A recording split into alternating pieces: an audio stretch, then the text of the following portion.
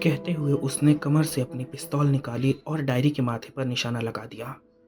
Diary बेसुध पड़ी रही।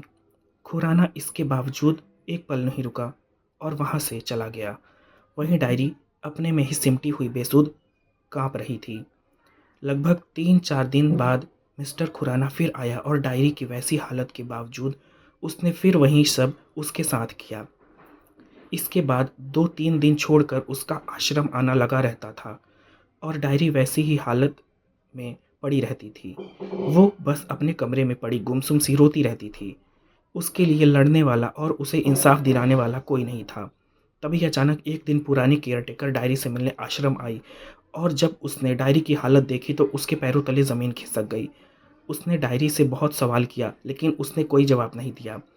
आसपास के कुछ बच्चों से पूछने के बाद उसने अकेले में डायरी के कपड़ों को उसके शरीर से अलग किया और जैसे ही उसने डायरी के शरीर पर उन हिस्सों को देखा, उसकी आंखों से आंसू बहने लगे और वो रोते हुए ज़मीन पर बैठ गई। लेकिन डायरी वैसे ही बैठी रही जैसे वो एक जिंदा लाश हो। और उसके बाद आश्रम की केयरटेकर डायरी को अपने साथ ले गई।